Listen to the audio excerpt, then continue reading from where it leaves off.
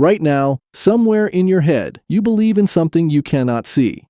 Maybe it's luck, maybe it's fate, or karma, or the quiet feeling late at night that someone is watching, that the world means something. You didn't invent that feeling, you inherited it. Because tens of thousands of years ago, a human looked at a world of cold, hunger, and survival, and became the first creature on Earth to believe in something that wasn't there. What did they believe? When there were no churches, no books, no gods with names, how could we possibly know? Belief leaves no bones, no skeleton, nothing to dig up. It turns out they left us something after all. And the very oldest clue isn't a temple or a prayer. It's a tiny statue of a monster. To believe in anything you can't see, a spirit, a god, a power behind the storm, you first need to do one thing. Imagine something that does not exist. And for most of life's history on this planet, nothing could. An animal sees what is there. Only humans can see what isn't. So when did that switch flip? The oldest hard evidence we have is around 40,000 years old, found in a cave in southern Germany. It's a figurine, about a foot tall, carved from a single piece of mammoth ivory, and it shows a standing human body, topped with the head of a lion. It's called the Lion Man, and there has never been such a creature, anywhere, ever. No one carved it from life. Someone carved it from imagination. They held a picture in their mind of a being that doesn't exist, and spent what experts estimate was hundreds of hours scraping it into ivory with a stone blade. Think about that. In a world where every hour mattered for survival, someone spent weeks making a monster out of a daydream. That little statue might be the oldest proof we have that the human mind could finally do the one thing belief requires. Picture the unreal.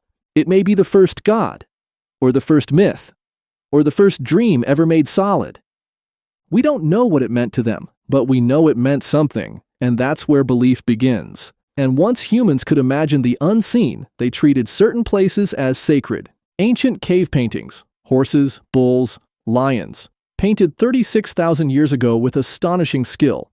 But here's the part that should stop you. Most of that art isn't near the entrance. It's deep inside, dark, narrow passages you crawl through, chambers with no sunlight. To make it, you had to travel into blackness carrying fire. Why hide your greatest work where no one will find it? Unless the place itself is the point. Researchers believe these caves were the first sacred spaces, set apart, entered on purpose for something beyond survival.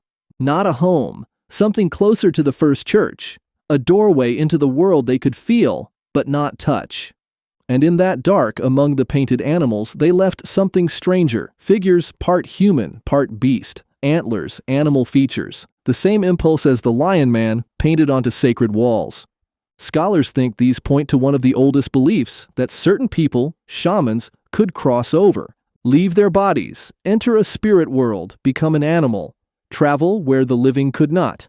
If that's right, ancient humans didn't just believe in spirits, they believed some humans could visit them. Step back, a bigger picture forms, echoed in hunter-gatherer cultures worldwide. It's extraordinarily old. To them, the world was alive, not dead matter, a living thing watching back. The river had a will, the storm had a temper, the animal you hunted had a spirit, one you might have to thank or apologize to after taking its life.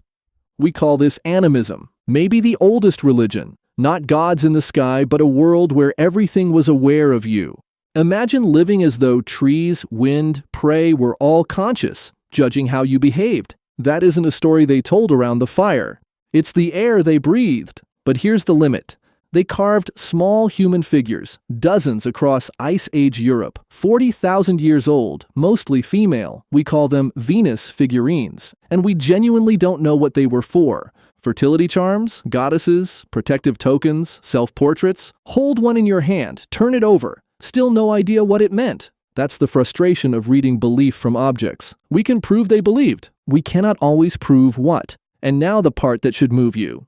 None of this helped them survive. Carving a creature that doesn't exist, crawling into darkness to paint by firelight, whispering to a dead animal's spirit. None of it filled a stomach or lit a fire.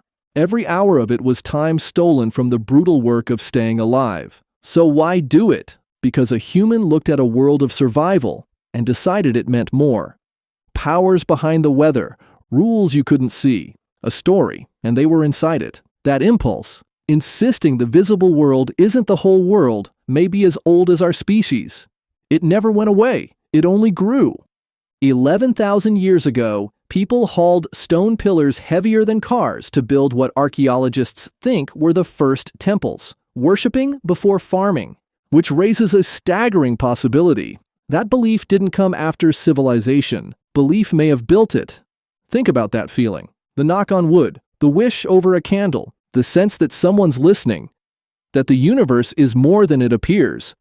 That isn't modern. It's the oldest software you're running, older than farming, writing, every religion with a name. 40,000 years ago, someone sat in the cold and carved a creature that never existed, because the world was bigger than what they saw. You've felt exactly that. A version of what they believed is still inside you. Quiet, wordless, ancient, every time you hope something is listening.